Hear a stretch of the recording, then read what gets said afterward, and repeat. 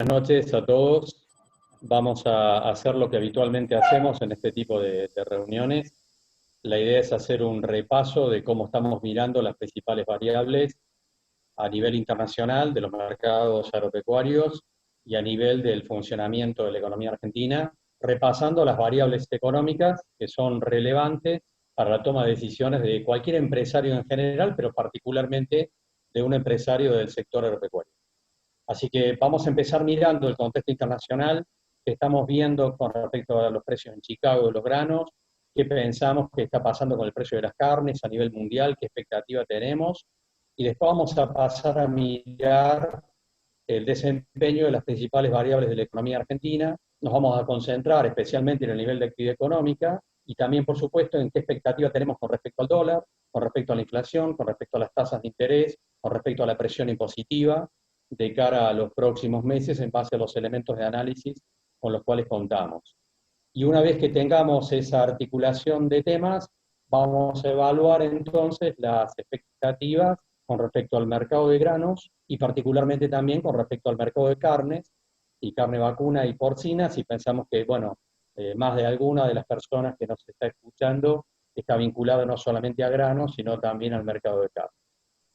El gráfico que ustedes tienen en pantalla, el primer gráfico, muestra las proyecciones del Fondo Monetario Internacional, que tienen 2 o 3 semanas nada más, con respecto al desempeño que van a tener la mayor parte de los países del mundo a lo largo de este 2020. Tanto el Fondo Monetario Internacional como la Organización Mundial del Comercio y otras organizaciones internacionales coinciden en que este va a ser un año fuertemente recesivo para el conjunto de la economía mundial. Hasta hace un mes atrás, muchas de las opiniones de los expertos a nivel global planteaban que este era un año recesivo, pero que era comparable al 2008-2009, cuando se produjo la crisis de las hipotecas subprime. Hoy, en realidad, la mayor parte de los expertos y los organismos internacionales dicen que esto va a ser peor que la crisis del 2008-2009, y las comparaciones remiten a la peor crisis de la historia del capitalismo, que es la crisis de 1930. Ahora, volviendo a el gráfico, la imagen que ustedes tienen, que muestra en realidad a Estados Unidos cayendo casi un 6% este año, encontrar a Estados Unidos cayendo 6% en su nivel de actividad económica era algo que de hecho no ocurría desde la crisis de 1930. Estados Unidos ya perdió en el último mes y medio más de 30 millones de puestos de trabajo, algo que no ocurría desde hacía décadas también. La situación europea, como ustedes ven en el gráfico, es todavía peor. Las caídas que se esperan en Italia, en España, en Francia, en Alemania, oscilan entre el 7 y el 9%.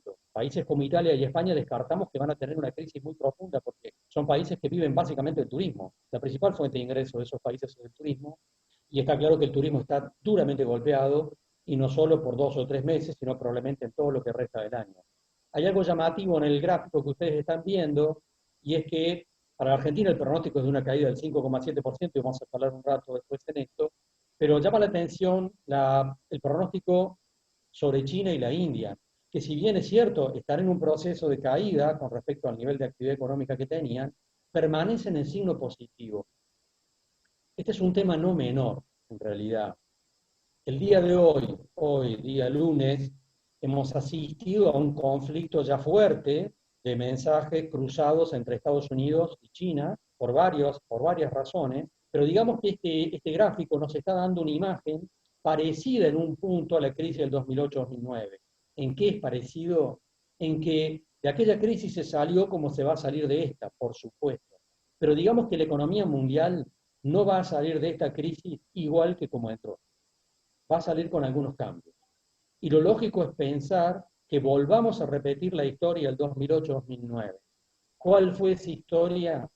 Que el sudeste de Asia, con China y la India a la cabeza, y el resto de los países del sudeste asiático, va a salir de una manera más dinámica que el resto del mundo. Y por lo tanto es lógico pensar que si nos trasladamos al 2021, nos vamos a encontrar con que el sudeste de Asia, con China y la India a la cabeza, han avanzado varios casilleros en el tablero internacional, casilleros que Europa va a retroceder adicionalmente, como ya lo hizo en la crisis del 2008-2009, y en el medio, en un punto intermedio, vamos a encontrar a Estados Unidos.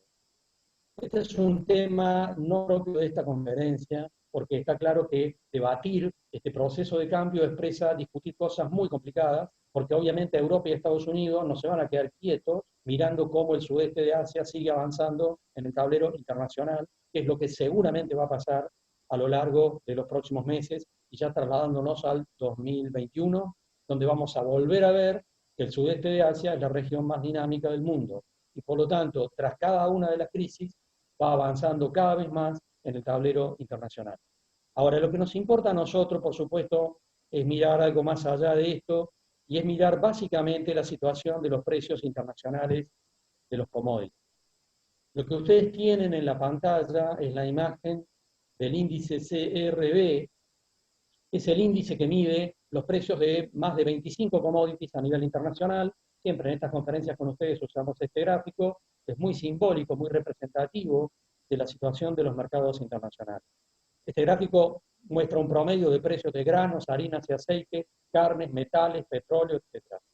Lo que vemos, por supuesto, es que en el marco de una recesión importante, los precios de la mayor parte de los commodities han tenido un proceso de debilitamiento a partir del mes de enero, a nivel de todo el mundo. Estamos hablando de precios en Londres, de precios en Chicago, de precios en Rotterdam. Estamos hablando de precios internacionales en general. Es lógico, obviamente, que una economía en un escenario recesivo se encuentre con esta imagen. Vamos a pasar entonces aquí, no sé si estamos mejor, pero bueno, aquí tenemos de nuevo entonces el gráfico del cual veníamos hablando. Nuestra impresión y lo que nos importa en términos de perspectivas es plantear lo siguiente mirando este gráfico. Nuestra lectura es que el hemisferio norte está ya comenzando a salir progresivamente de la situación de la pandemia y que vamos a encontrar a China, a la India, también a Europa y a Estados Unidos recuperando niveles de actividad económica a lo largo del segundo semestre del año. Y como ustedes saben, por supuesto, los precios de los commodities se definen en términos de demanda y de comercialización básicamente en el hemisferio norte. Quiero situar un ejemplo interesante sobre esto que nos pasó con un cliente aquí en Córdoba. Un cliente de la localidad de Río Tercero, un empresario metalmecánico, que importa piezas de China. Tiene un proveedor en China que habitualmente le envía piezas y partes para la producción en Argentina. Nuestro cliente llamó a su proveedor en China en diciembre, pidiéndole que le enviara un despacho. El proveedor en China le dijo que no lo podía hacer, porque el puerto ya estaba cerrado y porque además la logística hacia el puerto ya era imposible de cumplir. Bueno, no le envió el despacho, por supuesto, en diciembre. Mi cliente lo volvió a llamar en enero y en febrero. El proveedor chino en enero y febrero ni siquiera lo atendió. No lo atendió ni por teléfono, ni por WhatsApp, ni por nada. Y directamente le cortó todas las comunicaciones. Obviamente su empresa en China no estaba funcionando. Este proveedor chino llamó a mi cliente la semana pasada. El chino llamó a la Argentina y le dijo, estamos cargando tu despacho la semana que viene en el puerto, en un mes está en Buenos Aires. ¿A dónde quiero ir con esto? Esta información no es un dato puntual, la estamos chequeando en innumerable cantidad de operaciones. Los puertos chinos comienzan a estar operativos. Y nuestra expectativa en este marco es que en realidad no solo los puertos chinos, sino prácticamente todos los puertos del sudeste de Asia van a estar plenamente operativos en no más de 2 meses. Y esto, por supuesto, expresa una lectura de recuperación de los precios de los commodities. Nuestra visión, por supuesto, China, India y tantos otros países del sudeste asiático, que son compradores en la Argentina de materias primas y alimentos, han debilitado sus compras a lo largo de este proceso de la pandemia y van a volver a agilizar sus compras, van a volver a renovar sus compras a lo largo del segundo semestre. En realidad creemos que toda la operatoria comercial a nivel internacional del hemisferio norte va a empezar un proceso de recuperación. Y por lo tanto nuestra lectura es que este índice de precios que estamos mirando acá, que se debilitó fuertemente a partir de enero, va a comenzar en el segundo semestre a tener un proceso de recuperación general, más allá de algunos temas puntuales que vamos a ir analizando particularmente. Pero digamos que la lectura es una lectura de recuperación de los precios de los commodities a nivel del segundo semestre del año. Esta es una primera definición importante que ya habíamos analizado con ustedes en la reunión del mes pasado y que volvemos a ratificar en esta posición. Es nuestra hipótesis, efectivamente, de lo que va a ocurrir. En el muy corto plazo, en el contexto de esta situación coyuntural, hay muchas cosas que entorpecen el análisis en el marco de esta situación. Entre ellas hay que destacar dos o tres. Una, obviamente, es la caída del precio del petróleo. La caída del precio del petróleo, obviamente, complica el escenario del análisis de una manera importante. ¿Por qué lo hace? Porque, obviamente, como ustedes lo saben, hay biocombustibles operando en los mercados mundiales que están vinculados a la situación del precio del petróleo. Y en este punto, lo que hay que decir es que un barril de petróleo cotizando a nivel mundial entre 20 y 30 dólares el barril, descoloca absolutamente los precios de todos los biocombustibles en el mundo. Ya sea aquellos que operan como el biodiesel a través de la soja, o los que operan a través del etanol, como es el caso particularmente del maíz. Esta situación está generando tensiones importantes en los mercados mundiales, en la coyuntura. Pensemos particularmente en Estados Unidos, donde prácticamente todas las plantas de etanol están paralizadas. Yo les estoy hablando desde Villa María. En Villa María está la planta de Acabío. La planta de Acabío Etanol hace 15 días que está paralizada también. Este no es solo un efecto norteamericano, es obviamente una situación que afecta al conjunto de los mercados y está obviamente jugando un rol importante. En Estados Unidos el tema no es menor como análisis, porque como sabemos, el 30% de la producción de maíz norteamericana se destina al mercado del etanol, de tal manera que si las plantas de etanol están paradas, obviamente que hay una masa de recursos en términos de maíz que queda fuera del sistema. Acá hay un riesgo en términos de qué, un riesgo, depende por queramos ver. Hay una posibilidad bastante concreta de que una parte de ese maíz termine siendo exportado por Estados Unidos y presionando en términos de oferta al mercado internacional. Es una posibilidad porque además también en Estados Unidos ha caído fuertemente la demanda de carne vacuna y por lo tanto también una parte del maíz que iba en términos de producción animal no está siendo utilizado. Esto hace a la expectativa y una visión bajista sobre el mercado del maíz, pero de todas maneras vamos a tomar esto dentro de un rato cuando avancemos sobre la situación de la Argentina. El otro elemento que juega de una manera coyunturalmente difícil de prever en el muy corto plazo es la situación estratégica de los países que intentan cuidar lo que llamamos sus insumos críticos. Es decir, todos los países en este marco de incertidumbre intentan mantener niveles de stock de aquellos productos que les parecen críticos. En algún punto vemos a países que frente a la decisión de cuidar estratégicamente sus niveles de reserva, frenan exportaciones.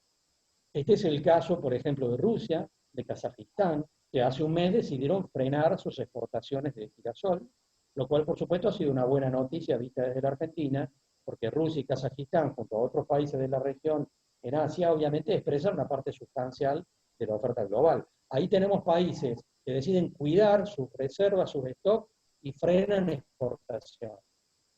Pero también tenemos países que para cuidar sus niveles de reserva y sus niveles de stock deciden acelerar importaciones. Son los casos de Arabia Saudita, de Egipto, países que en el último mes decidieron acelerar compras de trigo.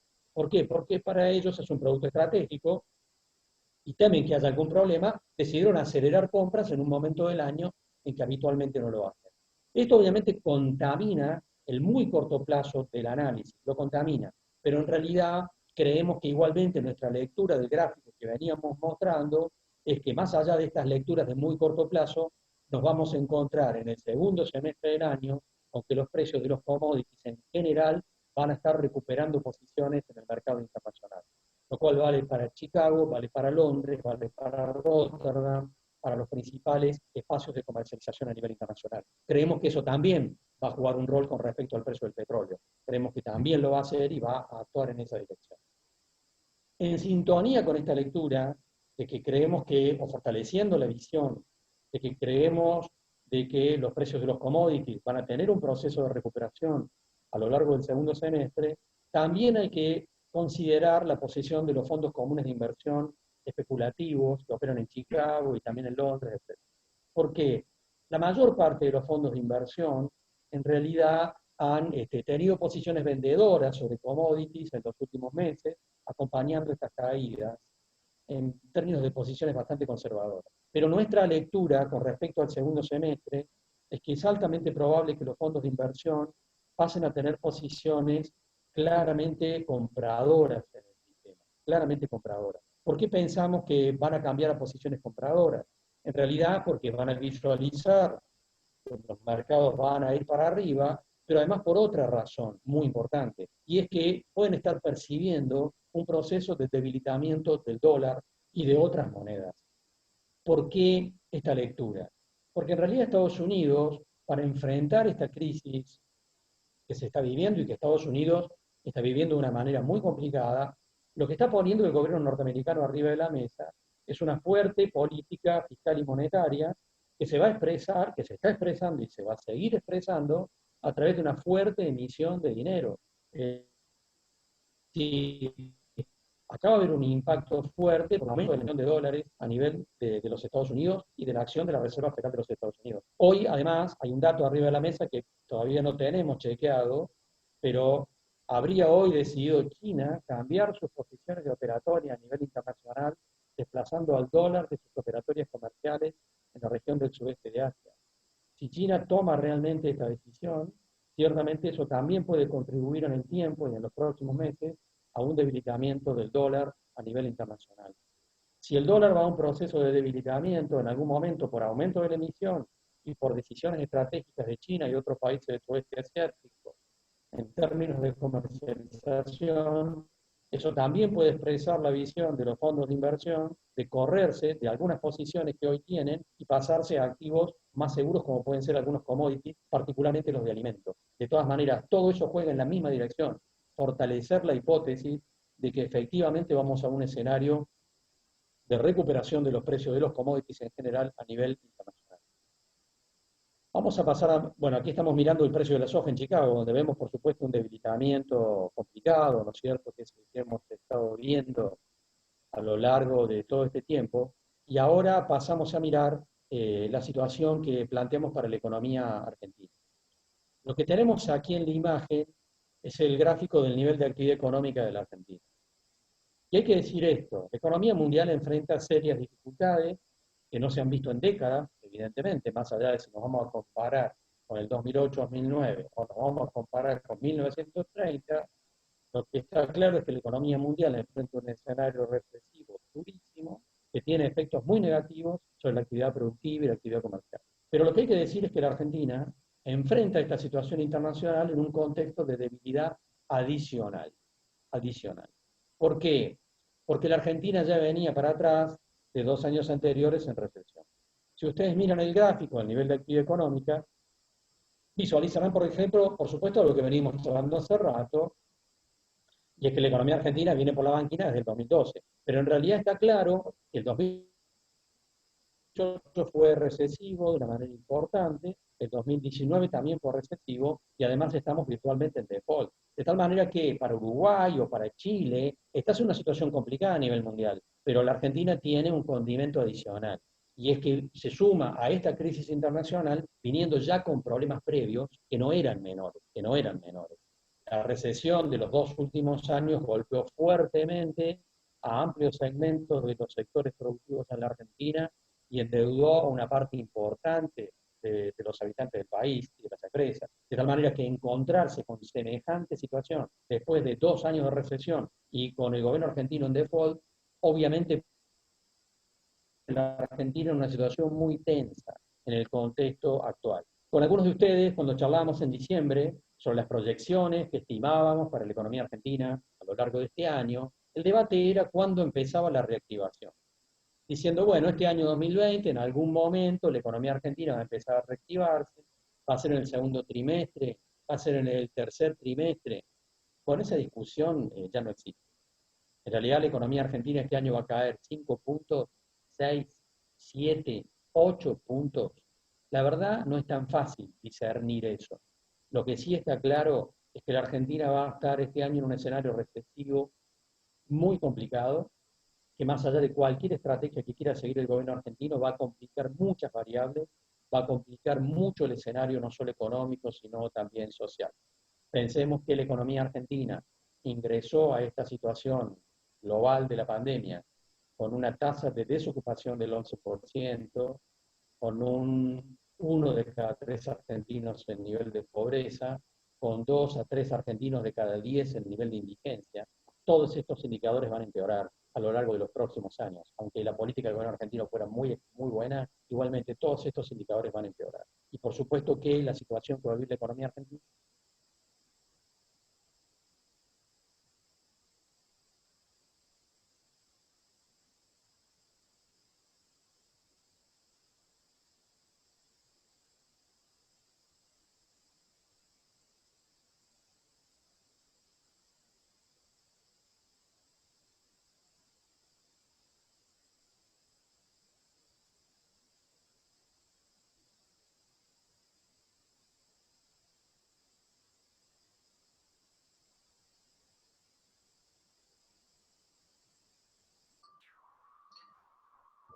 Carlos, te perdimos.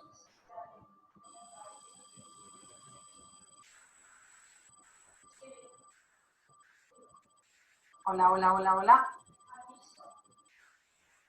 Bueno, vamos a ver qué pasa con Carlos. Un segundito, por favor. Mil disculpas.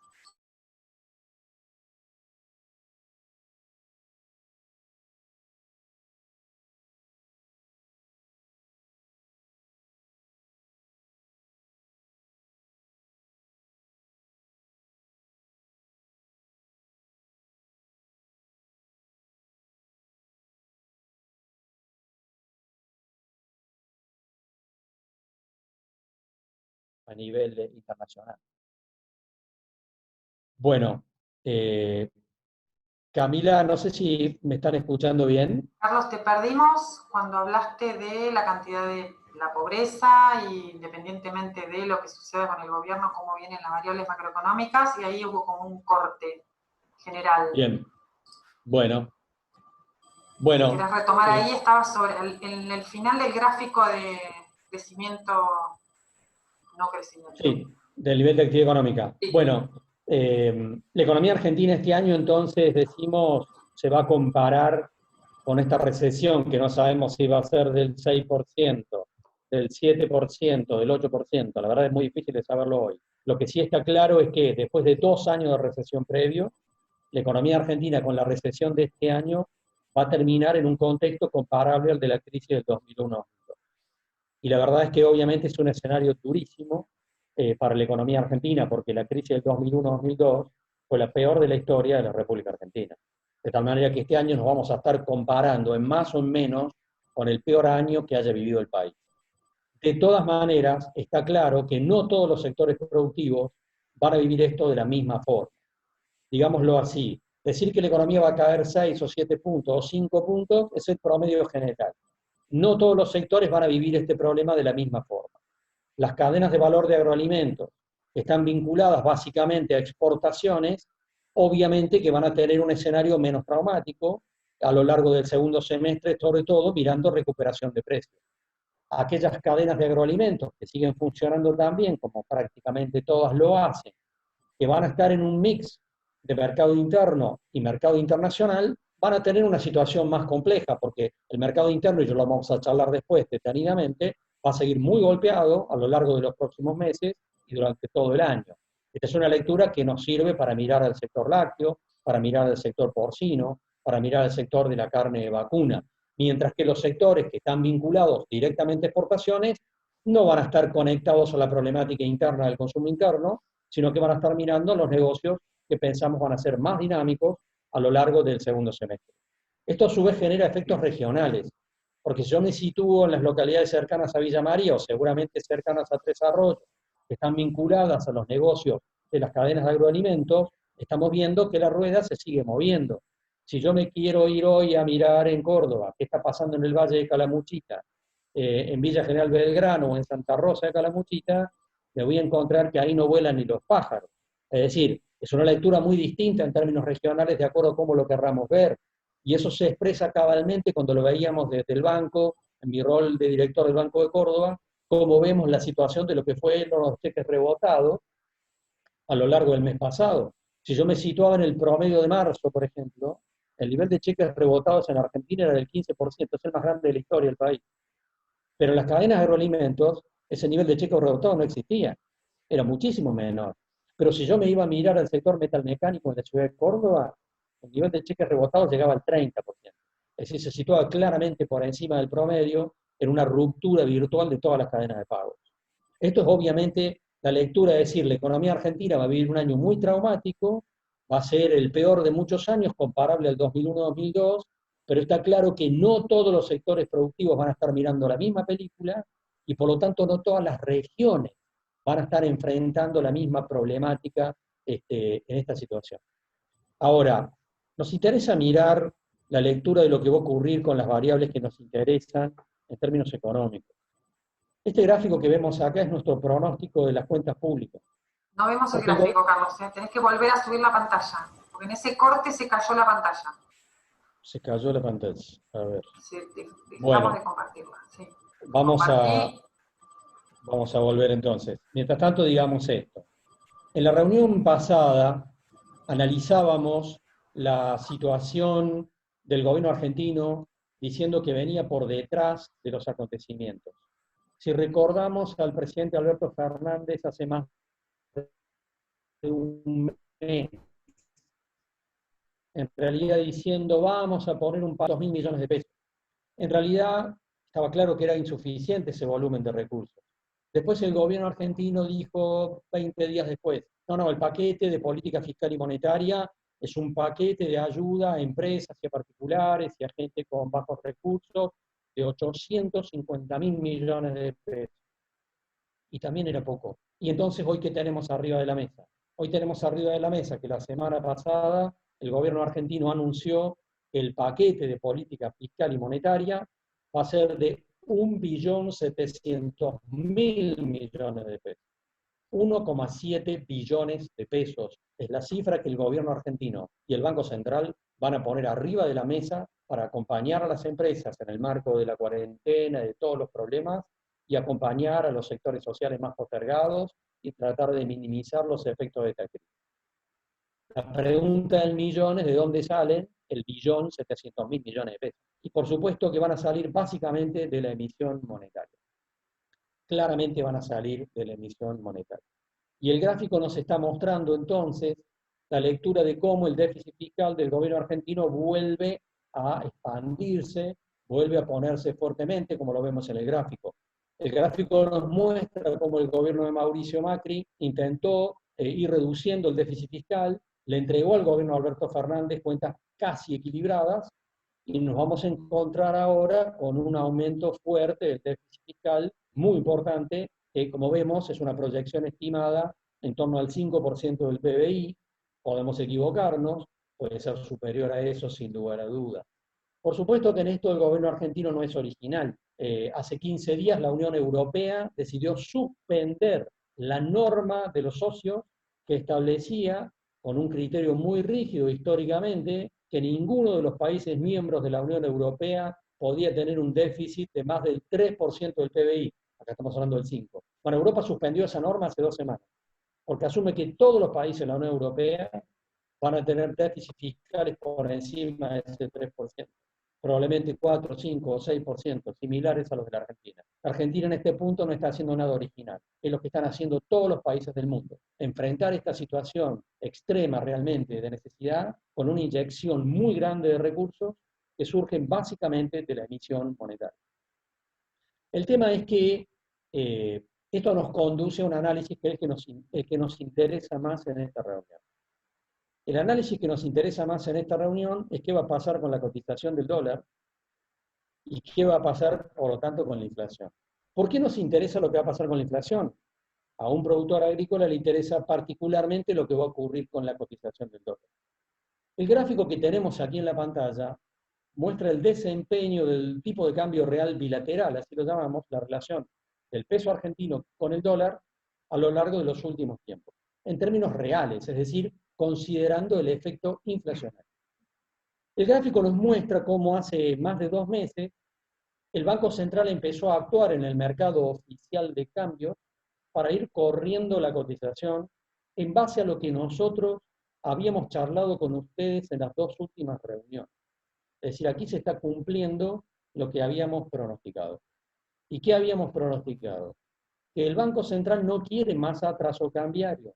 Lo que quiere es que el tipo de cambio en el mercado oficial de cambio no en el blue, ya vamos a hablar del blue, del contado con liquidación o del dólar MEP, pero el que nos importa para la operatoria comercial de los exportadores, de los importadores y de todos los actores de los cuales está el agropecuario en su conjunto, en realidad lo que nos importa es el gráfico del tipo de cambio real, porque es al que se liquidan las exportaciones y al que se liquidan las importaciones. Lo que estamos viendo desde finales de febrero es al Banco Central interviniendo todos los días en el mercado mayorista, donde operan los bancos básicamente, moviendo la cotización del dólar a través de posiciones de venta, algunos centavos cada día, para ir moviendo la cotización nominalmente en sintonía más o menos con la inflación mensual.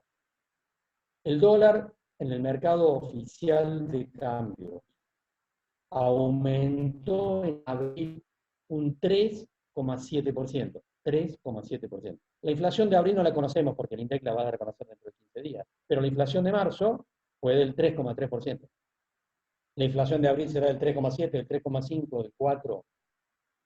Acá se va cumpliendo lo que habíamos pronosticado y que seguimos diciendo que va a ocurrir.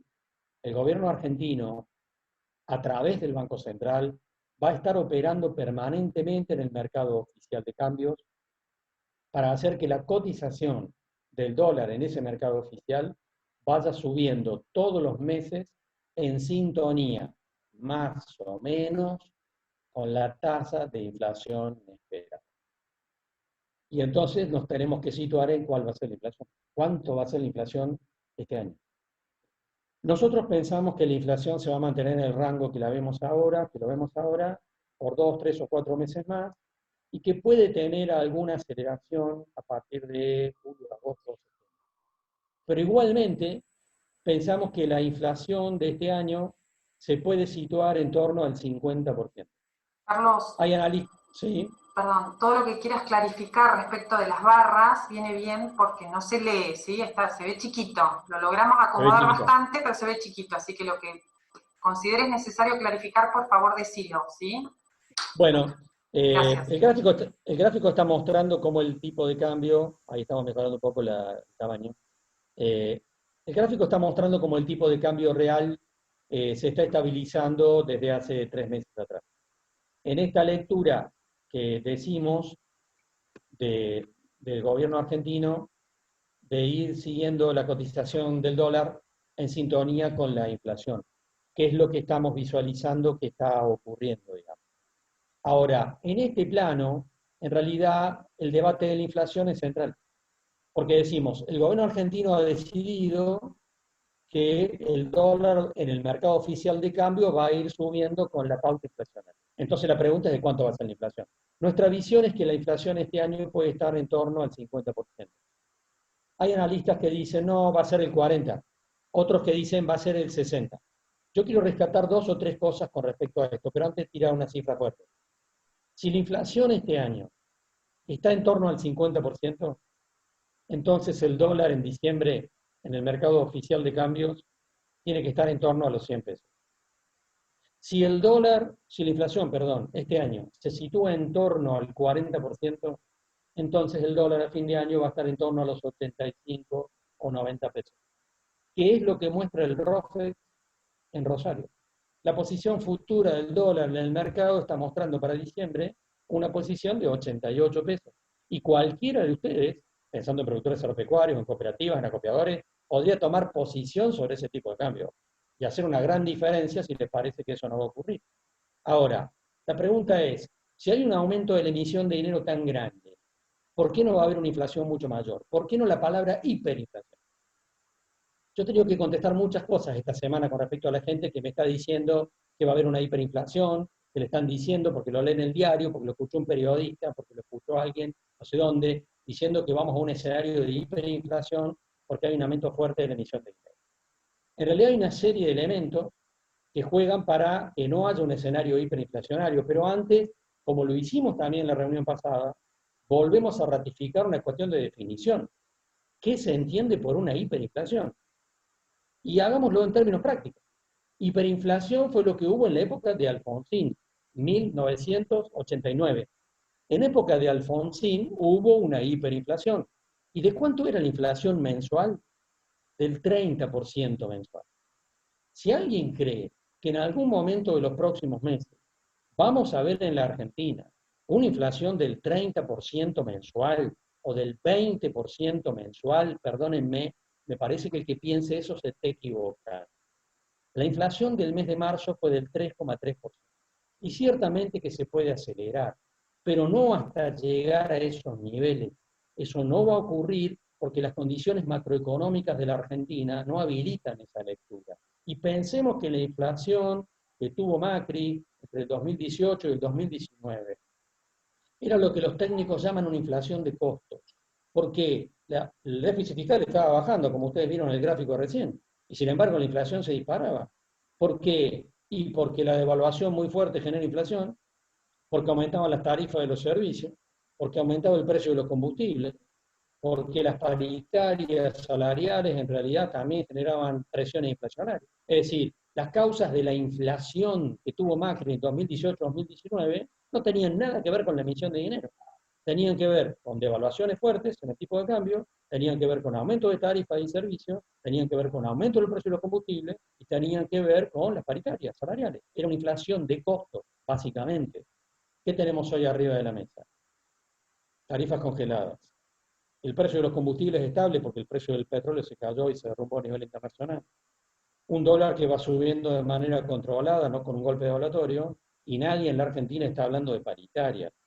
En realidad, lo que hemos visto estas últimas semanas son reacciones negativas de algunos segmentos laborales, porque la CGT lo que ha convalidado son bajas salariales del 25% en algunos gremios para los empleados que están suspendidos. Nadie está hablando de paritaria en la Argentina en este momento. De tal manera que los principales factores inflacionarios del 2018 y del 2019 no están presentes en el 2020. No lo están.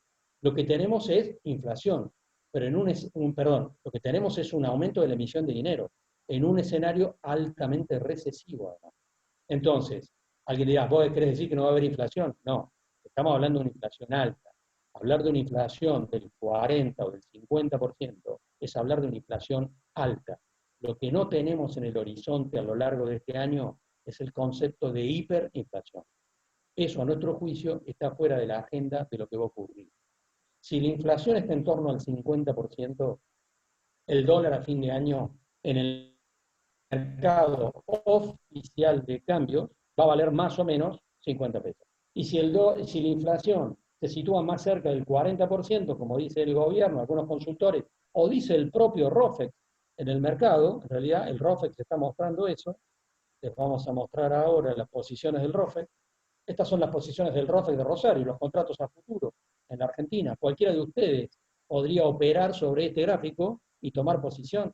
Ahora, una cosa es el mercado oficial de cambios, donde se definen las operaciones de exportaciones y de importaciones, y otra cosa es el contado con liquidación, otra cosa es el dólar MEP, y otra cosa, obviamente, es el dólar PIB.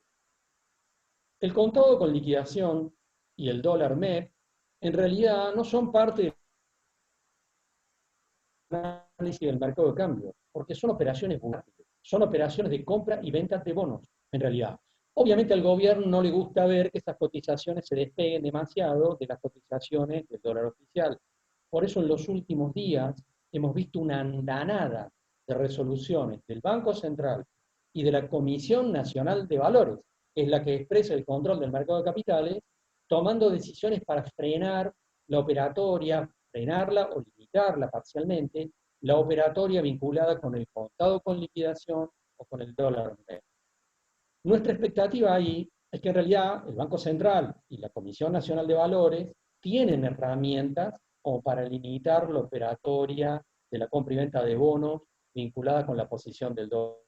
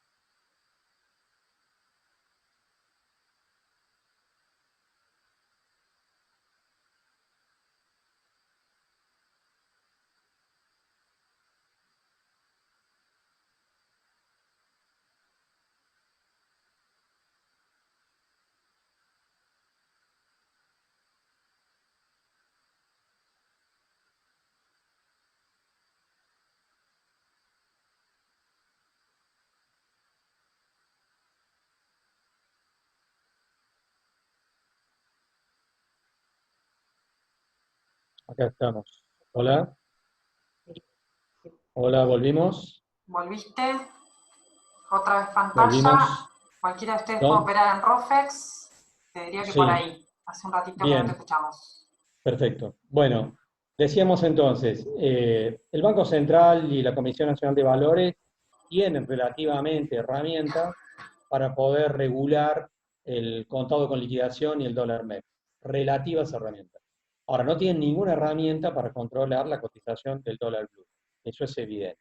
De tal manera que en realidad, y lo vimos esta última semana, en la medida en que el Banco Central y la Comisión Nacional de Valores operan sobre el mercado del blue, perdón, del contado con liquidaciones del MEP, lo que pasa es que se despega el dólar blue. Con muchos de ustedes el año pasado, en las últimas reuniones que tuvimos y a comienzos de este año, dijimos que eso era inevitable. Era inevitable que la brecha entre el blue y el dólar oficial en el mercado de cambios se fuera despegando progresivamente. Ahora estamos convencidos de algo que nos parece importante. Porque alguien dirá, bueno, pero en algún momento el gobierno tiene que convalidar esa brecha y permitir un golpe devaluatorio en el mercado oficial de cambio. Bueno, ese argumento es una locura. Eso obviamente que no va a ocurrir. Porque si el gobierno argentino convalidara una cosa así, sería lo más parecido a tirarse un tiro en el pie, digamos, y no está dispuesto a hacer eso. Además, no tiene ninguna necesidad de hacerlo. Lo que el gobierno argentino va a tratar de mantener, obviamente, es su política con respecto al dólar oficial, al dólar en el mercado oficial de cambio. Y la lectura que tenemos en ese mercado es la que hemos expresado acá. Y es la que se viene cumpliendo hace 3 meses y es nuestro pronóstico de fines del año pasado. Y se está cumpliendo porque el gobierno argentino tiene margen para hacer eso. Algunos de ustedes me dirán, ¿qué margen? Puede tener la intención de ir moviendo la cotización del dólar en el mercado oficial de cambios, como vos lo decís, pero el tema es si va a tener espalda para hacerlo. Y la respuesta es que sí la tiene. ¿Por qué? Porque el balance comercial de la Argentina este año va a ser muy fuerte en términos positivos, porque vamos a exportarle al mundo más o menos lo mismo, vía cepo el Banco Central se queda con esos recursos, las importaciones van a ser muy reducidas, porque la Argentina está en recesión, pero pensemos, ¿cuáles son los principales factores que explican salida de divisas de la Argentina? Y son 3 o 4, pero digamos, una son el pago de importaciones, este año van a ser muy bajas. Lo segundo es los argentinos que hacen turismo en el exterior y se llevan dólares para hacer turismo en el exterior y usar la tarjeta de crédito en el exterior. ¿Cuánta plata va a salir en dólares de la Argentina este año? De cero. La otra salida de divisa habitual de la Argentina es el pago de la deuda externa. La Argentina, por más que las negociaciones estén veremos en estas semanas, en realidad, obviamente que no está pagar un centavo a lo largo de este año. De tal manera que este año no van a salir dólares ni para pagar deuda, ni para turismo externo, ni para pagar importaciones, fundamentalmente porque hay muy pocas. Y por supuesto que el ahorro en dólares de los argentinos en el mercado oficial está fuertemente limitado por el CEP. De tal manera que el gobierno argentino puede administrar la oferta y la demanda de dólares en el mercado oficial de cambios a lo largo del 2020.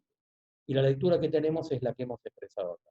Yo entiendo que a muchos de quienes están escuchando esto les gustaría que dentro de 2 o 3 meses el gobierno argentino convalidara un golpe devaluatorio y acercara la cotización del dólar oficial al mercado blue. Bueno, está claro que a muchos les puede gustar que ocurra eso, pero eso no va a ocurrir. Y siempre decimos que en estas conferencias no estamos acá para decirle al auditorio lo que quiere escuchar, sino lo que razonablemente va a ocurrir. Y lo que va a ocurrir es lo que estamos diciendo aquí. El gobierno argentino no se va a desviar de esta estrategia. La va a sostener claramente porque obviamente se juegan muchas cosas para el gobierno argentino en función de esa lectura. Y lo que vamos a tener entonces es un gobierno que va a defender a rajatabla la posición de mover la cotización del dólar en el mercado oficial de cambios en función de la inflación. Y por eso nuestro pronóstico, si la inflación se sitúa en torno al 50% este año, es que el dólar en el mercado oficial de cambios va a estar en torno a los 100 pesos. Si la inflación es menor, el dólar será menor, y si la inflación es del 60%, el dólar terminará en 110. Eso no lo podemos definir con tanta precisión en este momento, aunque efectivamente tenemos esta lectura. El que esté esperando que el dólar explote en el mercado oficial de cambios y que el dólar para las exportaciones esté en 100 pesos dentro de 2 o 3 meses, está equivocando totalmente el diagnóstico de lo que va a ocurrir, porque eso efectivamente no es lo que va a pasar.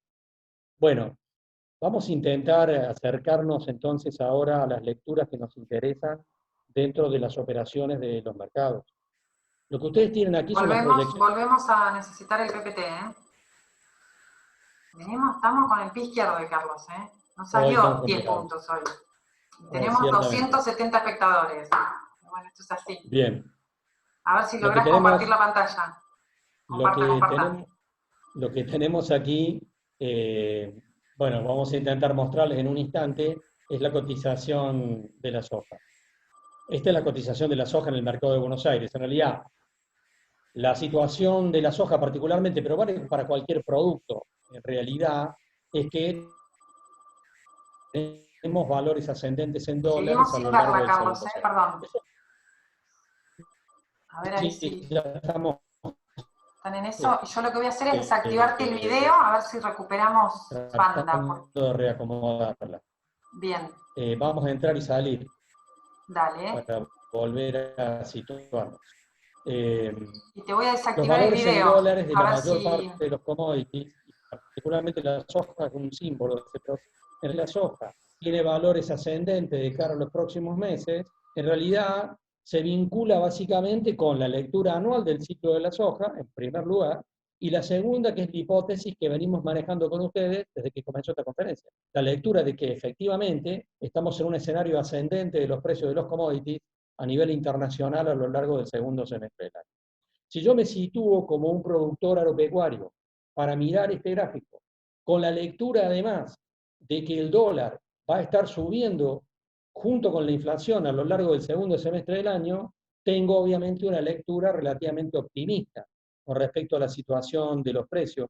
Y eso vale también, por supuesto, para el mercado del trigo, donde seguimos viendo buenos precios a nivel internacional, que también se trasladan al comportamiento del mercado interno.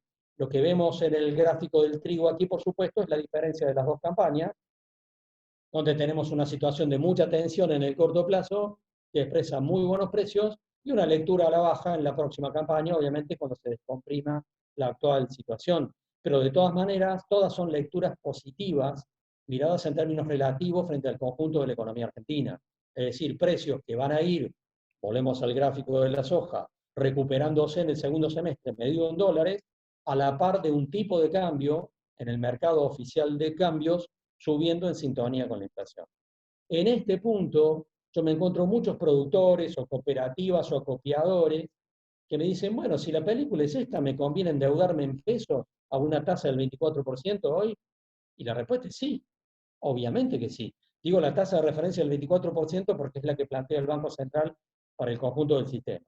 Y en realidad, esa tasa de interés para un productor agrícola es interesante, o para un acopiador o una cooperativa, bajo la lectura que tenemos de que efectivamente el mercado a nivel global en el segundo semestre tiende a recuperarse. Si yo le digo a un comerciante del centro de Bahía Blanca o a un hotelero de Mar del Plata que se endeuda al 24%, lo más probable es que me tire con una mesa. Porque en realidad, para esos sectores, el nivel de endeudamiento que ya tienen y las expectativas que tienen de su negocio no los habilitan a discutir tomar un crédito al 24%. Digo esto porque alguien me va a decir, en términos generales, la tasa del 24% para endeudarse es buena o mala, y depende de dónde estoy parado. Si soy un productor agrícola es interesante mirarla, y si soy un comerciante de Bahía Blanca o un hotelero de Mar del Plata, la verdad es que lo más parecido a un ancla, un crédito al 24%. Esto es importante para mirar la visión que tenemos de los procesos de recuperación sectoriales de cara a los próximos meses. Pero pasemos a mirar otra lectura en este punto, que es la situación de las carnes. Y acá tenemos el precio del novillo en Liniers. Y por supuesto que lo que está pasando con la carne vacuna en la Argentina está en sintonía con lo que está pasando en cualquier lugar del mundo. Después de un proceso de aceleración, en realidad lo que vemos ahora es un debilitamiento del precio propio del contexto que se está viviendo. Pensemos que el precio del novillo cayó 20% en Uruguay, el precio del novillo cayó 25% en Brasil, y la situación en Estados Unidos es de bastante tensión, porque los negocios no están cerrando. Ahora, miremos la película de esto, miremos el mercado de la carne vacuna y digamos, bueno, ¿cómo sigue esto en realidad? Y yo tengo esta consideración. Del mercado interno no hay que esperar gran cosa, no hay que esperar absolutamente nada. Esperemos en todo caso estabilidad, porque el poder adquisitivo de millones de personas no va a mejorar en la Argentina a lo largo de los próximos meses. De tal manera que el mercado interno se va a mantener relativamente estable en el mejor de los casos. Lo que sí esperamos es una recuperación de los niveles de exportación. En realidad las compras chinas ya se están empezando a recuperar y vemos un segundo semestre donde todo el sudeste de Asia va a estar demandando probablemente la producción de carne vacuna argentina nuevamente. Yo no descartaría en este punto que, ¿se acuerdan el año pasado? Llegamos a exportar casi el 30% de la producción. Yo no descartaría que los próximos meses, en el segundo semestre, volvamos a encontrarnos con que estamos exportando el 30% de la carne vacuna, con un eje central en el sudeste de Asia, central en el sudeste de Asia. Creo que acá va a haber un proceso de concentración evidente, de una vuelta de tuerca, por así decirlo, y que el sudeste de Asia, que ya venía demandando el 80% de la carne argentina, va a seguir avanzando en ese proceso. De Europa no espero recuperación de compras, no la espero sinceramente, porque creo que Europa va a tener una situación muy complicada a lo largo también de lo que resta del año. Pensemos en la cuota Hilton en realidad. ¿Quiénes compran cuota Hilton en Europa? Hoteles y restaurantes. En realidad hoteles y restaurantes europeos que van a seguir golpeados todo lo que resta del año. Entonces, rebobinando, decimos, vemos que la demanda externa se va a reactivar, lo cual es una buena noticia. Se va a reactivar básicamente en el sudeste de Asia, pero no a los mismos precios que el año pasado. De eso estoy absolutamente convencido. ¿Vamos a volver a ver tal vez el mismo volumen de exportación? Sí, es posible en el segundo semestre, pero no a los mismos precios. Los vamos a ver claramente en un rango menor. Ahora, entonces decimos, del lado de la demanda que tenemos en carne vacuna, mercado interno golpeado, que va a seguir golpeado, con una demanda floja de millones de argentinos con poco poder adquisitivo, y una demanda internacional que va a empezar a agilizarse, que ya lo está empezando a hacer, y se va a profundizar a lo largo de los próximos meses. Ahora, del lado de la oferta, también pasan cosas. Porque cuando yo estoy encontrándome con empresarios en Córdoba, en Santa Fe, en La Pampa, en Entre Ríos, que me comentan sobre la situación.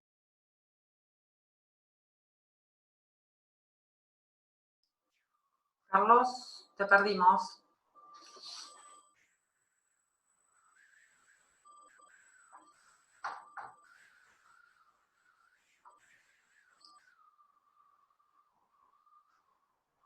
A ver qué está pasando.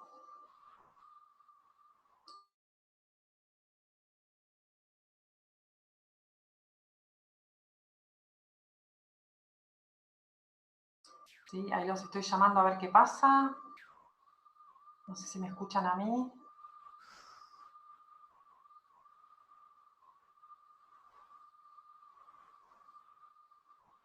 Sí, se volvió a cortar. A ver si vuelve. No sé si tiene muy poca conectividad allí, hay otras máquinas conectadas o alguien.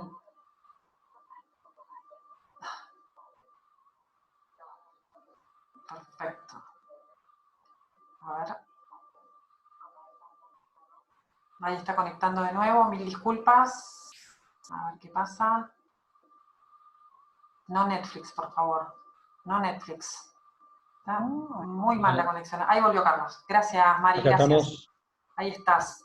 Bueno, se llegó a escuchar hasta que hablas con productores de estos. Cuando hablo con empresarios en general que están vinculados a las cadenas de balanceados, en realidad lo que vengo escuchando en distintos lugares desde hace ya 2 o 3 meses es que los que venden balanceados en Córdoba, balanceados en Santa Fe, balanceados en La Pampa, me dicen, es evidente que ha disminuido el nivel de reposición de los feedlots.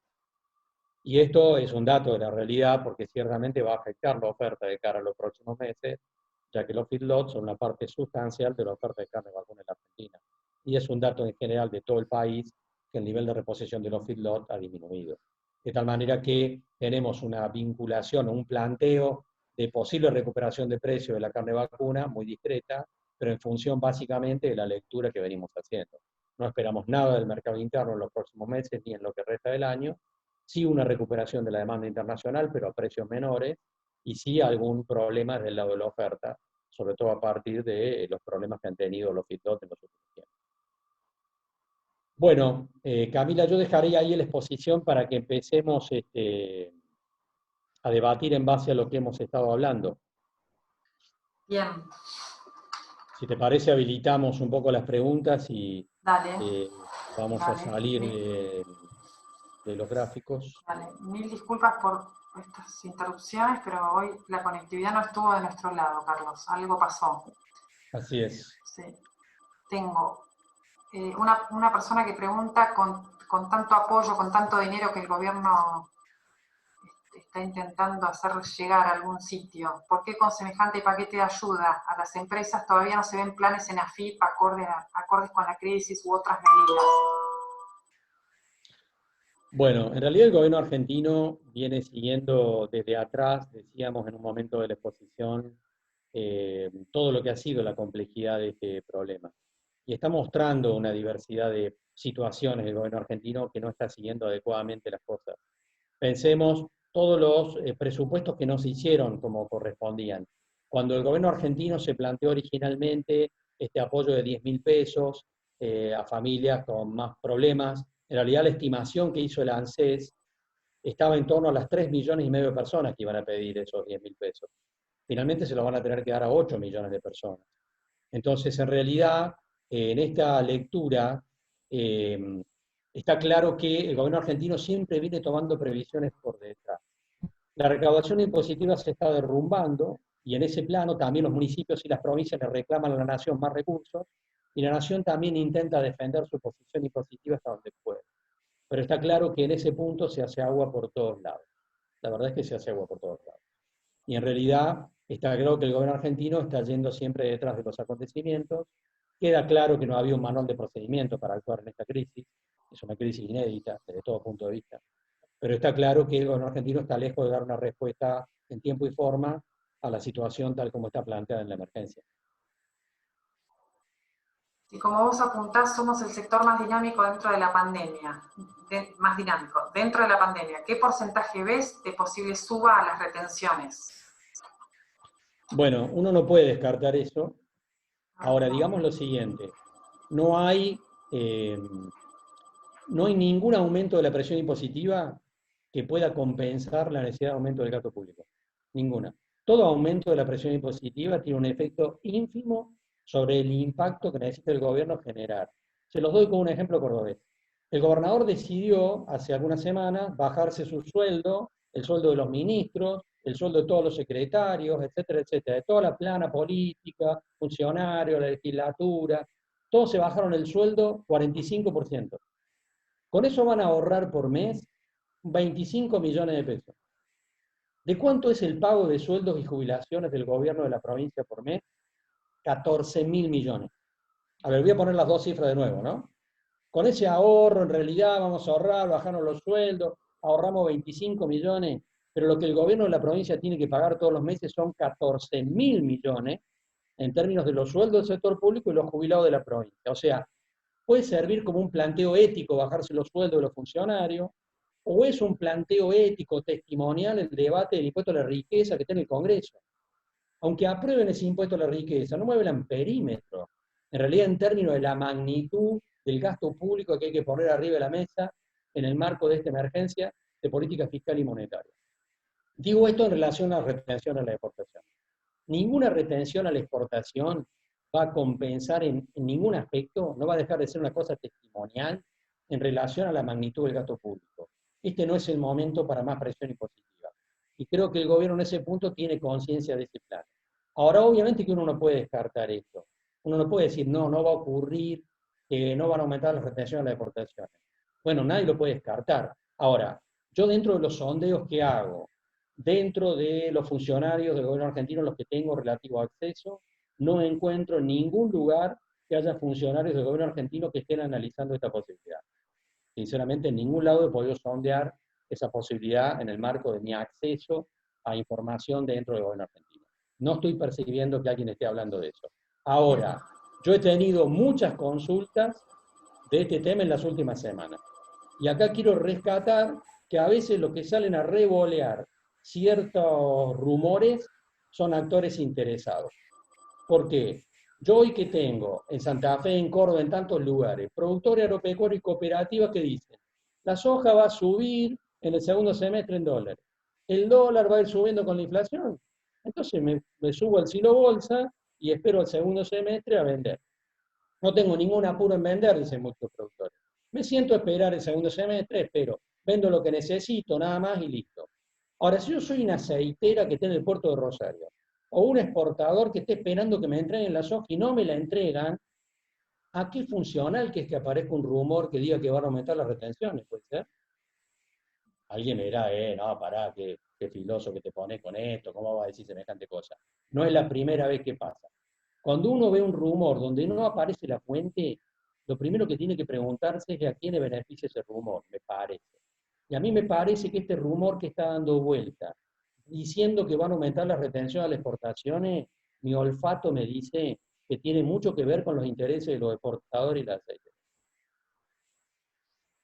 Tratando de convencer a los productores de que salgan a vender una producción que tendrían que vender dentro de una. Intervención trigo. Cierre o control de las exportaciones al estilo Moreno.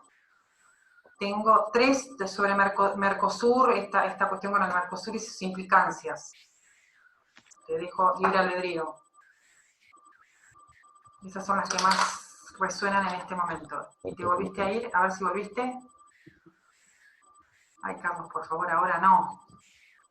Hola, hola. Vamos a detener el video de nuevo. Ahí volviste. ¿Sí? ¿Me escuchás? Te escuché y después se cortó el tema Ahora del trigo. volviste. Sí, Intervención trigo, cierre, control de exportaciones. O sea, el mayor trigo está en una intervención. situación, sí, el trigo está en una situación tensa, por supuesto, porque hubo un volumen importante de exportaciones. El gobierno argentino está pulseando con los exportadores para permitir el abastecimiento del mercado interno. Ahí puede haber medidas adicionales en el caso de que la producción tenga inconvenientes en llegar en realidad o haya por algún problema de abastecimiento, ciertamente que puede haber algún nivel parcial de intervención.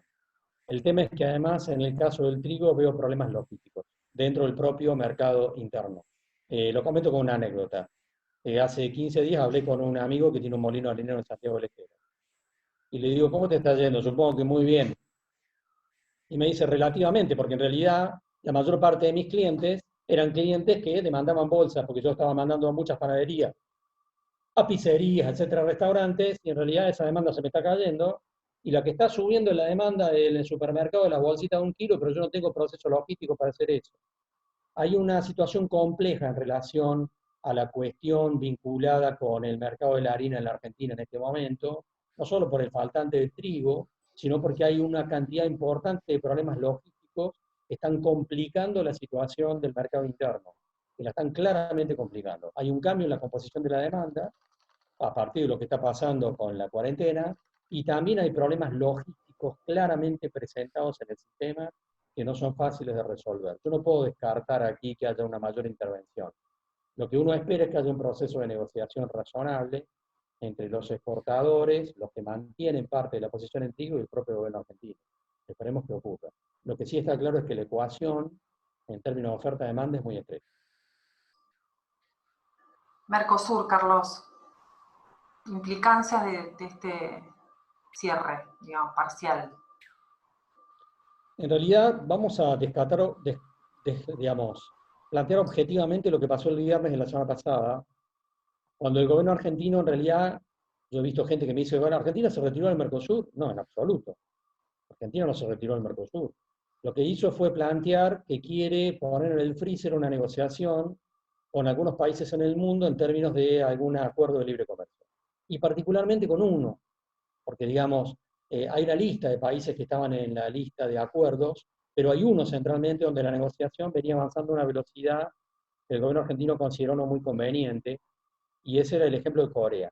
La negociación con Corea venía avanzando muy velozmente. Lo que el gobierno argentino dijo, en realidad, en este punto, es que Corea tiene un aumento muy importante en su nivel de stock de productos industriales, como resultado de la crisis, y que el sector industrial argentino está en una situación de extrema debilidad, y que este no es el momento para acelerar una negociación que puede poner en riesgo una parte del sector industrial argentino. Esta posición fue compartida esta semana por un documento de la propia Unión Industrial Argentina y un documento de la Unión Industrial de San Pablo, de Brasil, que acompañó la posición argentina. De tal manera que estamos en una situación compleja. El conflicto entre Argentina y Brasil no se desata en esto, viene de antes. Pensemos que en noviembre del año pasado el gobierno brasileño habilitó la importación de trigo desde Estados Unidos con arancel cero, o sea, esto no nació esta semana, ni la semana pasada. Argentina y Brasil están con problemas en su relación bilateral, dentro de un contexto internacional muy complicado porque los dos países están en una fuerte recesión.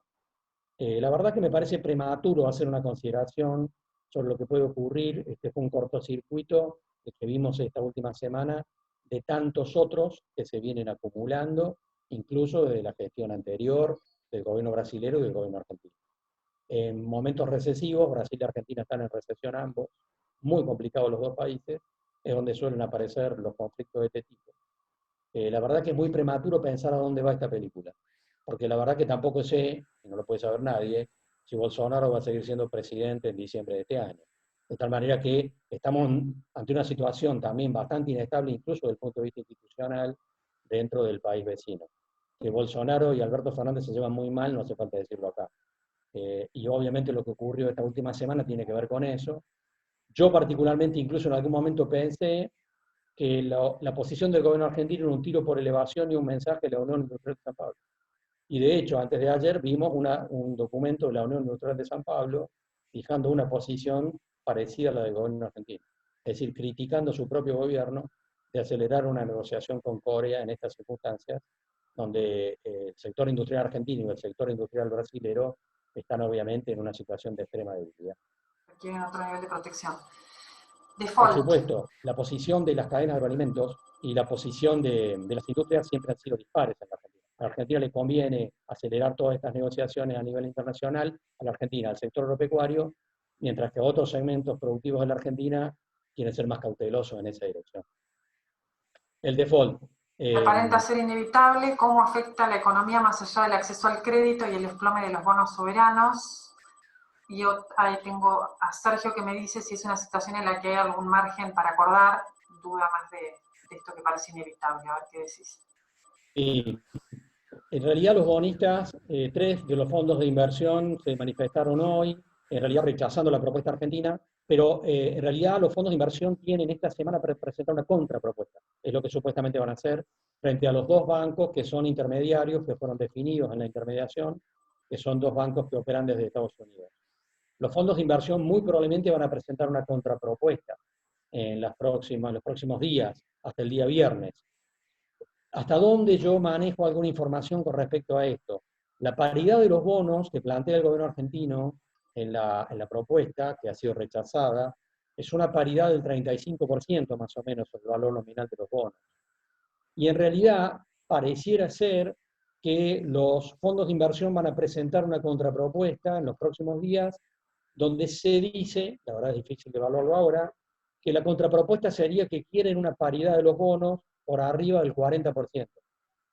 Una paridad de los bonos por arriba del 40% puede ser 41%.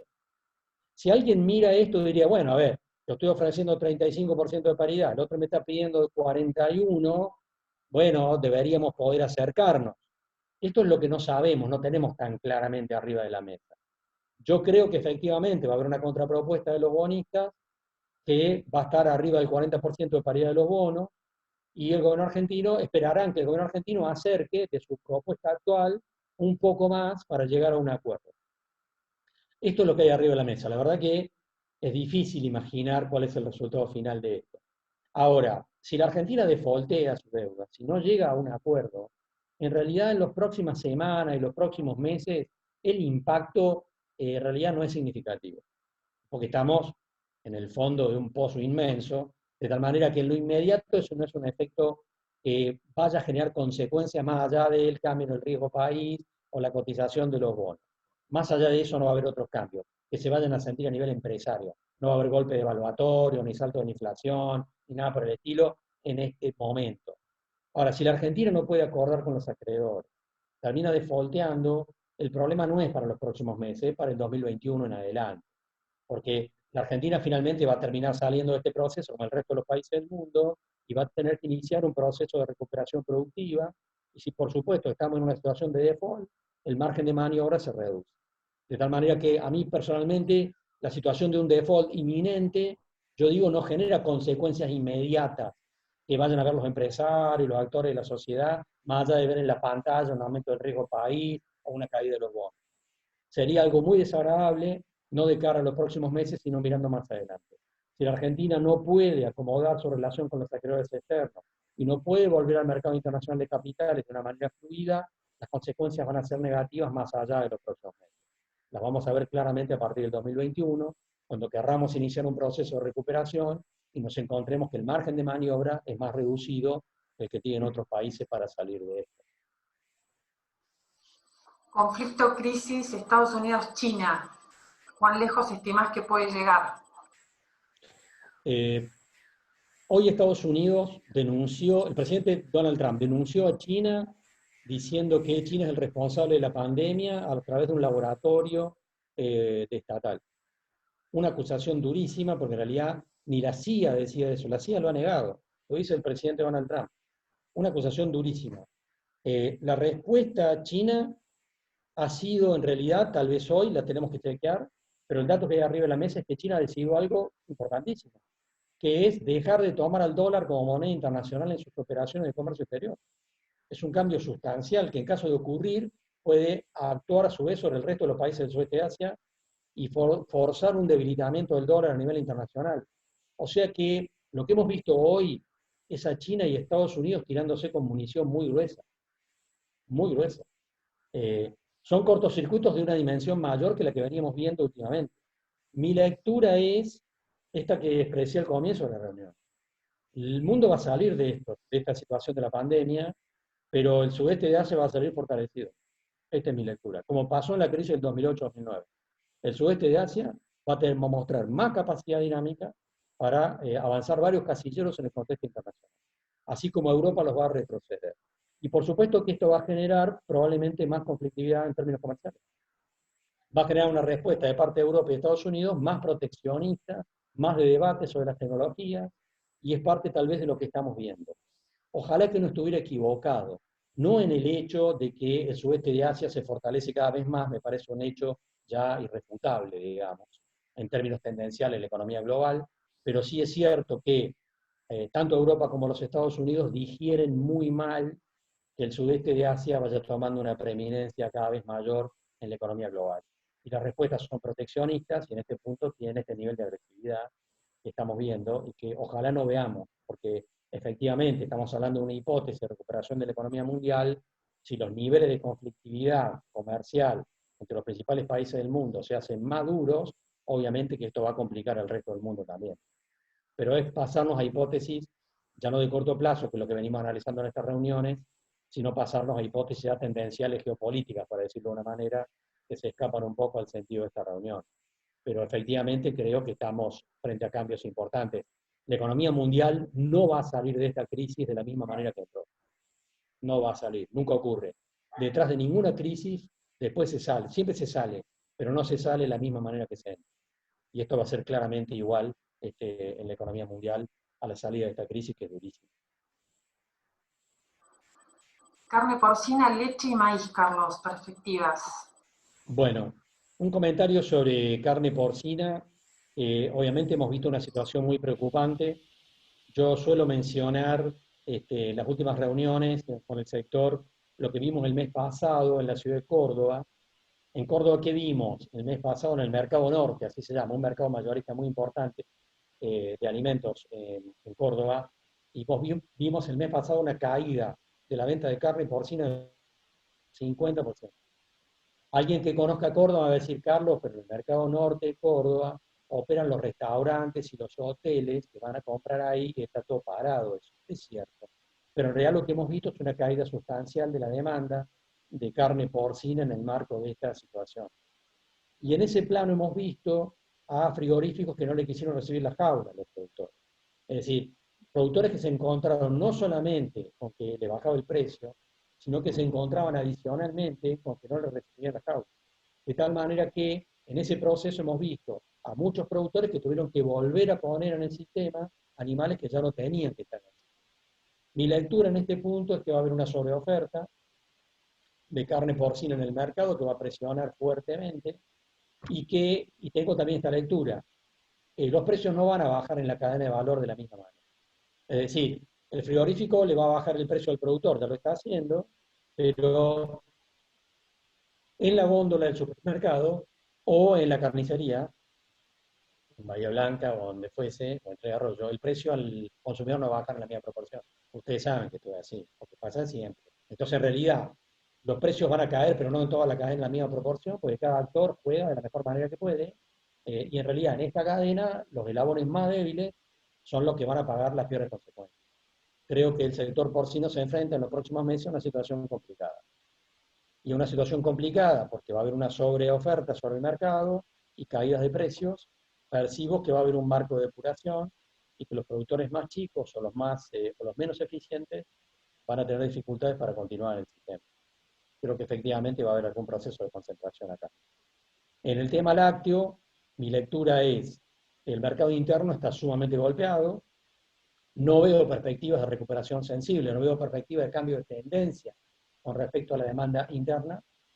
El mercado de exportación también está golpeado porque el precio de la leche en polvo entra dentro de las lógicas que hablamos al comienzo de la reunión. Hoy tenemos una tonelada de leche en polvo más o menos en $2.700 la tonelada. La exportación argentina de leche en polvo comienza a ser más o menos buena o razonable o eficiente en un punto de equilibrio de los $3.000. Si estamos arriba de los $3.000, hay un incentivo interesante para exportar, mientras que si estamos abajo de los $3.000, la cosa se complica. Estamos en $2.700, o sea, estamos en un valor bajo. Y por supuesto, también hace ruido entonces, tenemos un mercado interno que no está bien y tenemos exportaciones que no se están moviendo muy dinámicamente. Yo aquí tengo una lectura de los próximos meses. Del mercado interno no espero nada, no espero ninguna recuperación del poder adquisitivo de los argentinos en los próximos meses. Y sí espero una recuperación de exportaciones, porque creo que el precio de la leche en polvo se va a comportar en sintonía con el precio del resto de los commodities. O sea, espero que en el segundo semestre del año el precio de la leche en polvo empiece un proceso progresivo de recuperación de precios y que probablemente se sitúe en algún momento tal vez cerca de los $3.000 o incluso por arriba. ¿Esa es una lectura optimista? Bueno, depende de cómo la querramos ver, obviamente, porque las exportaciones de lácteos no tienen la magnitud de la exportación de carne vacuna, para decirlo así. Pero además también veo una cuestión de muy corto plazo planteada desde la oferta.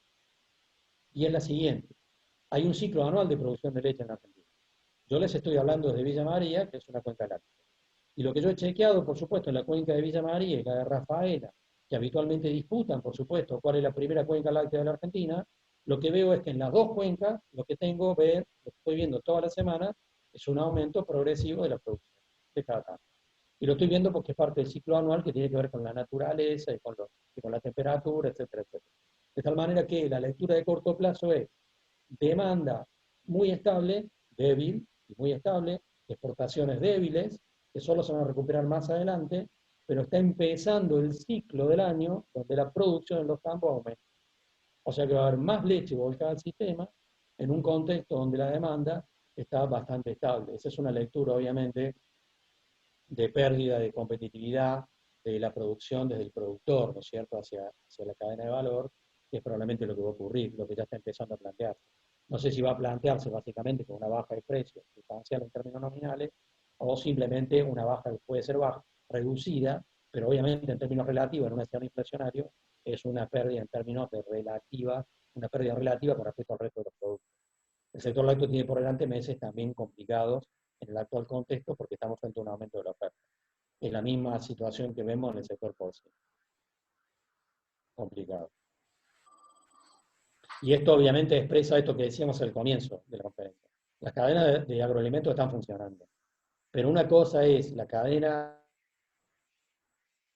de agroalimentos que está vinculada a exportaciones puramente, complejo sojero, por ejemplo, de aquellas que tienen un mix de mercado interno y mercado internacional, donde prevalece la situación del mercado interno. Y donde prevalece el escenario del mercado interno, todo se complica. Digamos. Las cadenas de valor del alimento están funcionando y van a seguir funcionando, pero no todas van a tener los mismos niveles de rentabilidad. ¿Cerraste maíz también entonces? En maíz hay mucha preocupación con respecto a la situación norteamericana que plantee algún aumento de la oferta exportable. Un aumento de la oferta exportable de Estados Unidos porque no están funcionando las plantas de etanol, o por lo que ha sido una demanda, una coyuntural caída de demanda de carne vacuna de Estados Unidos, pone arriba de la mesa en el mercado internacional un aumento importante de maíz que obviamente puede afectar el precio internacional. Sobre todo en un contexto donde Estados Unidos también está aumentando supuestamente la hipótesis de su producción. Este es un tema. Entonces, si bien decimos la lectura del aumento de los precios del segundo semestre vale para todos los commodities, pero está claro que hay hechos puntuales que están distorsionando el análisis en términos generales.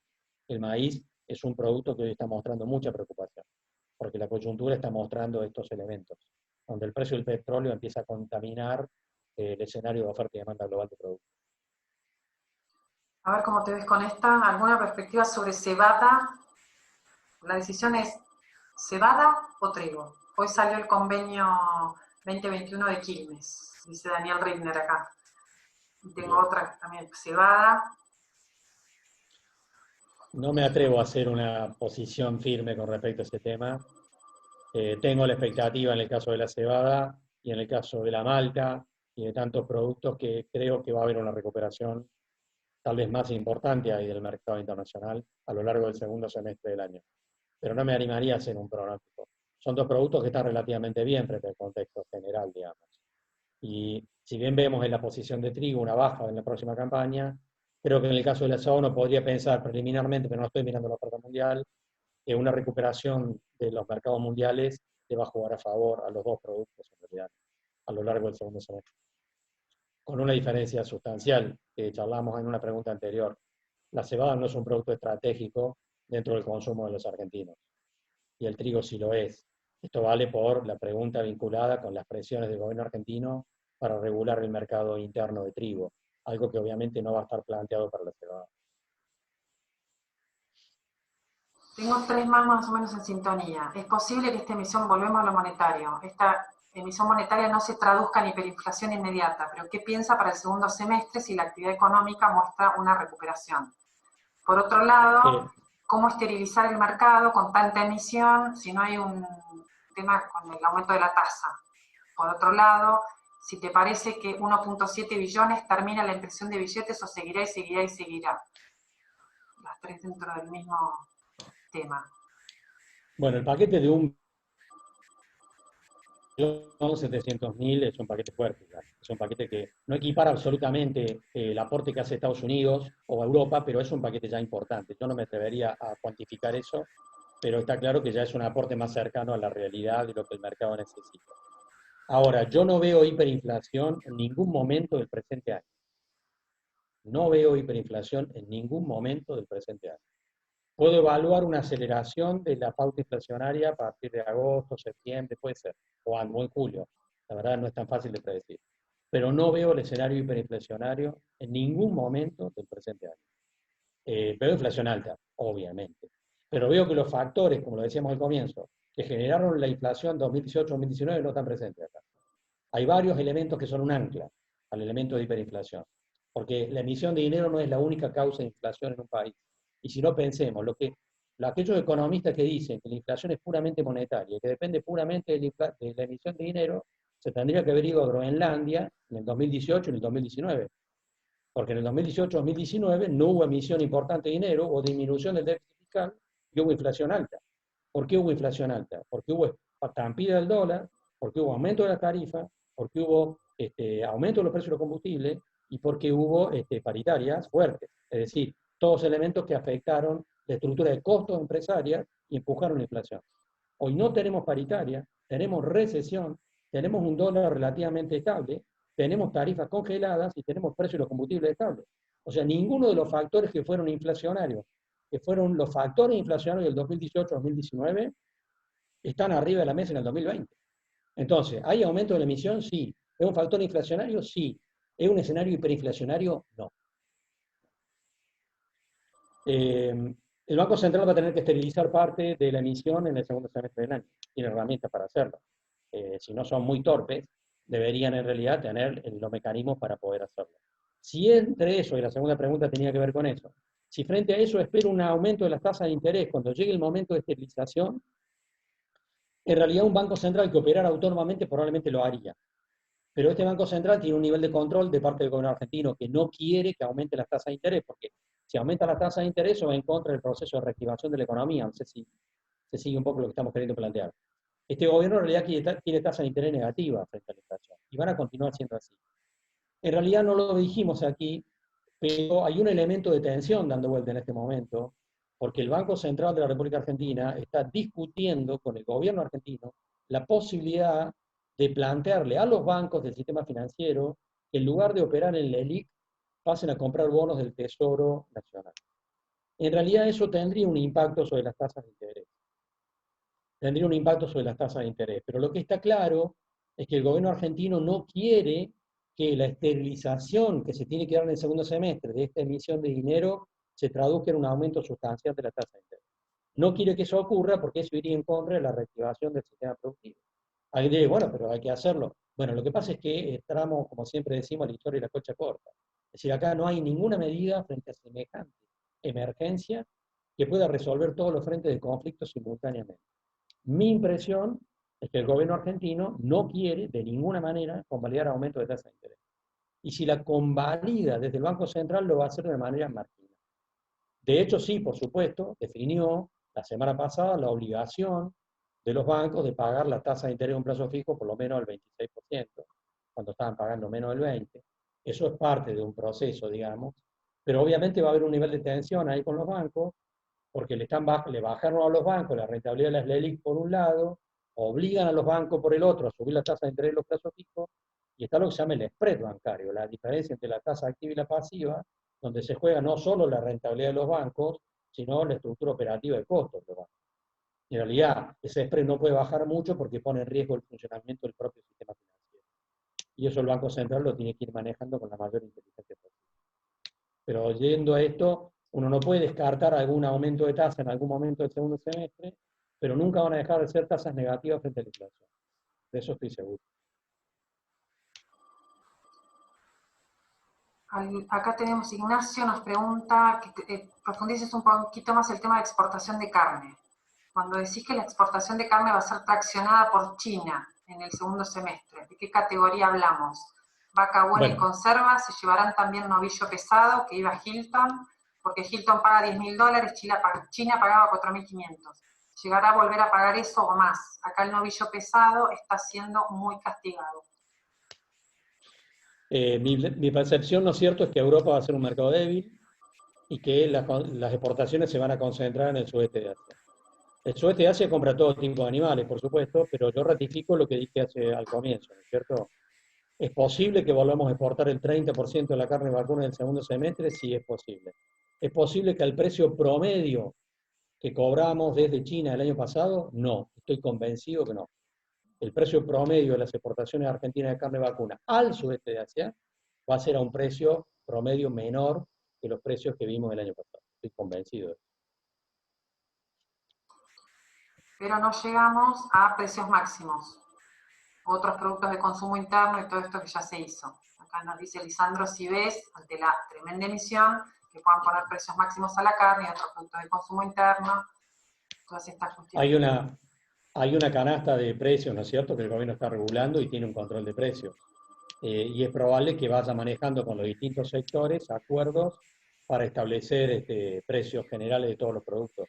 No hay que descartar más controles de precios en absoluto. Puede ocurrir, puede ocurrir. A ver, el cepo hard al dólar y todas las medidas tomadas en estas horas no generan aún más presión contra el blue, aumentando la brecha por las compras que se van a generar por parte del sector privado. Hoy no hay incentivos para invertir en bonos de Argentina y menos extranjeras si no van a pagar, dicho por el propio ministro. La tasa sigue baja y los plazos fijos no pagan nada y la tasa es negativa. Sí, en realidad, esto lo dijimos el año pasado, la brecha entre el blue y el dólar oficial se va a ir acelerando. El Banco Central no tiene herramientas para controlar el dólar blue, está poniendo arriba de la mesa herramientas para controlar el contado con liquidación y el MEP. Son herramientas relativas, tampoco son tan efectivas, pero sobre el blue no tiene ninguna capacidad. De tal manera que sí, es lógico que con tasas de interés negativas en pesos y un aumento de la liquidez y una recuperación de rentabilidad de algunos sectores, en realidad nos encontremos con una presión sobre todo el blue. Esto va a ocurrir. Y alguien dice, bueno, ¿y qué va a hacer el gobierno? Y no puede hacer nada. No puede hacer nada. No puede hacer nada para controlar el blue. El blue va a seguir funcionando descolgado totalmente del resto de las variables. Va a seguir así, efectivamente. Ahora, el gobierno argentino intenta mejorar parcialmente la rentabilidad en peso, en realidad obligando a los bancos a que pagaran más por los plazos fijos. Alguien dirá, bueno, pero un 26% por un plazo fijo no sirve para nada, si la inflación va a ser del 40 o del 50%. Pero en realidad hay una pequeña ventana, hay una ventana dando vuelta ahí para preservar por lo menos el valor de la moneda, que son los plazos fijos de UVA. Los plazos fijos en UVA en realidad aumentaron 100% en su volumen de depósito el mes pasado, lo cual refleja que hay un segmento de los ahorristas argentinos que está intentando ir hacia ese lugar para preservar más o menos el valor de la moneda. Los plazos fijos en UVA son una ventana de preservación del valor de la moneda. En peso la única que existe. En este punto creo que van a aparecer reactivaciones en otros mercados. Cuando uno mira hoy el mercado inmobiliario, por ejemplo, sobre todo el mercado inmobiliario urbano, empieza a mirar un escenario parecido al del 2002. Es decir, con pisos brutales de precio, en el marco de un escenario recesivo durísimo, y creo que ahí pueden empezar a haber oportunidades. Quienes me conocen y me han estado escuchando alguna vez, mirarán con sorpresa lo que yo digo, porque en realidad yo nunca he alentado el mercado inmobiliario, pero está claro que el escenario del mercado inmobiliario en Argentina, urbano sobre todo, urbano, se acerca a la lectura del 2002. Y en ese contexto está claro que van a aparecer oportunidades. No lo veo en el mercado inmobiliario rural, lo veo en el mercado inmobiliario urbano y sobre todo en las grandes ciudades. Si yo me sitúo a mirar, a ver, hace mucho que no voy a Bahía Blanca, pero digo, si yo pudiera ir a Bahía Blanca en agosto, septiembre, me parece que me encontraría con que la mitad de los locales comerciales del centro están vacíos. Estoy seguro que va a pasar eso. Y esto creo que va a generar un montón de oportunidades en términos de negocios, así como creo que va a haber oportunidades en Mar del Plata o en Calamuchita de comprar un hotel, por ejemplo. Va a haber una oferta muy grande de los sectores más castigados en el marco de esta emergencia. Hay sectores muy castigados, el sector turismo es uno de ellos, y el sector comercial es otro de esos sectores que van a estar muy castigados. Entonces, evidentemente, ahí vamos a estar mirando un piso donde vamos a ver una película parecida a la del 2002. Entre quienes nos están escuchando, hubo quien hizo muy buenos negocios en el 2002 y otros que se los perdieron también, puede ser. Y en realidad, después va a haber una recuperación en el mercado. Yo creo que la película es bastante parecida. Todo sobre una, a ver, nacionalización de los depósitos por un lado, nacionalización del comercio de granos por el otro. Ninguna de las dos. Ninguna de las dos. No, las descarto absolutamente. Ninguna de esas dos cosas va a ocurrir. Mercado de la miel, nos preguntan acá que no quiero dejar de mencionarla. Si sabes, no tengo idea. No es lo tuyo, Carlos, me imaginé.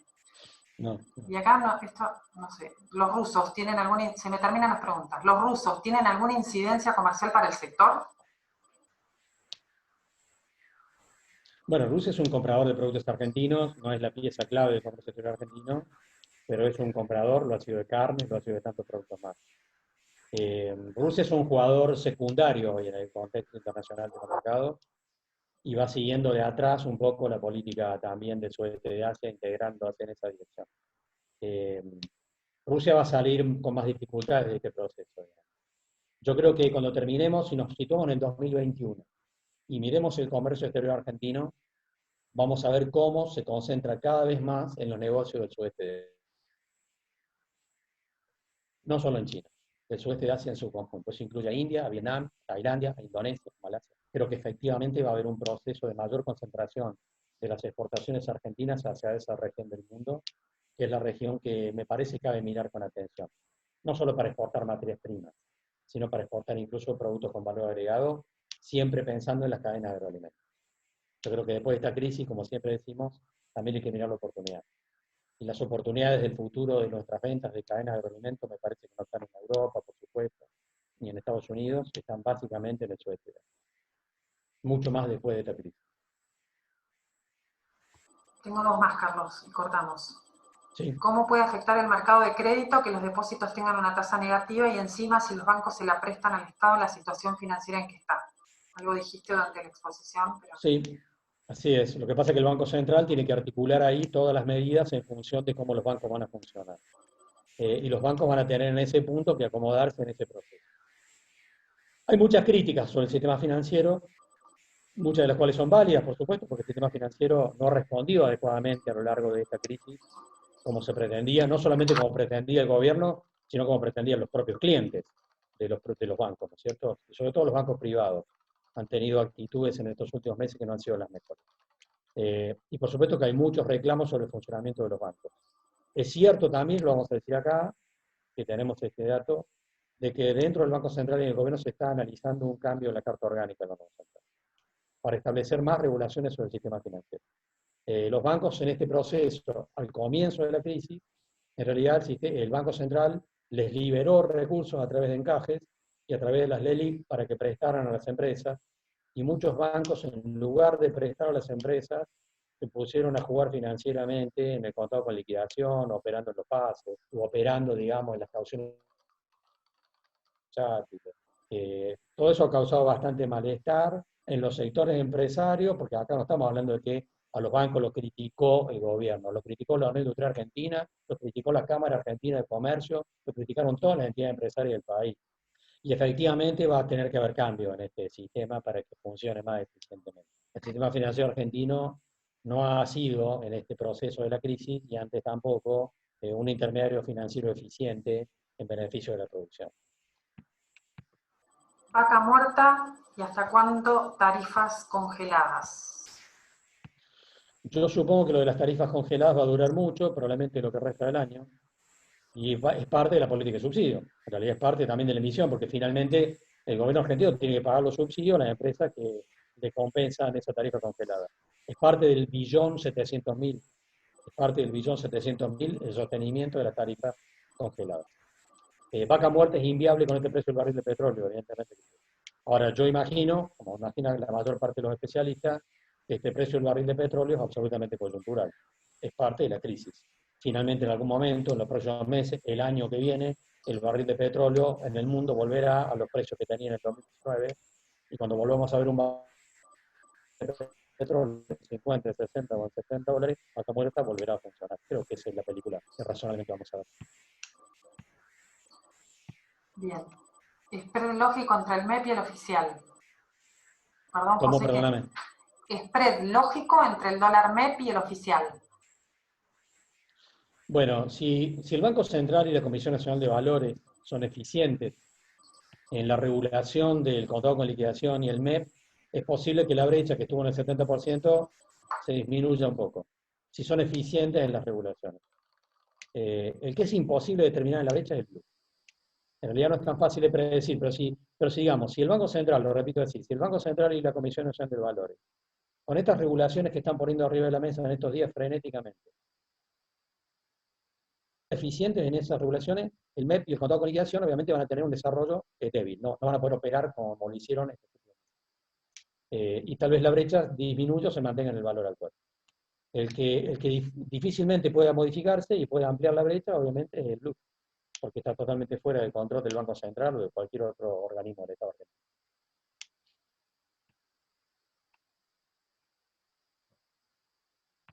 Entonces, Perdóname, ¿no lo tenías? ahí me escuchás. Creo que estamos. Sí, te escucho. Nada, vamos cerrando, Carlos, si te parece. Ah, bueno. Bueno, hay un montón de salutaciones para vos y agradecimientos y referencias a tu objetividad, etcétera, así que te las puedo después compartir para que las veas todas. Pero me agradecen mucho. Yo les cuento que nos vamos a volver a ver el 28 de mayo en la charla de clima, el 1 de junio te tenemos a vos de nuevo, y el 3 de junio tenemos una charla de impuestos, de actualización impositiva. Están todas publicadas en mutualdam.com.ar, más o menos por la mitad, están todas las charlas publicadas, sus fechas y el acceso a la inscripción, son libres y gratuitas, las pueden compartir y sumar a quien quieran. Así que nos volvemos a ver, a escuchar en breve. Un beso enorme. Muchas gracias, Carlos. Para la próxima más conectividad. Para la próxima más banda ancha. Algo hay que hacer. Bien, sí, lo vamos a resolver. Dale, un beso. Perfecto. Mil gracias. Dale. Gracias Chao, a todos. luego.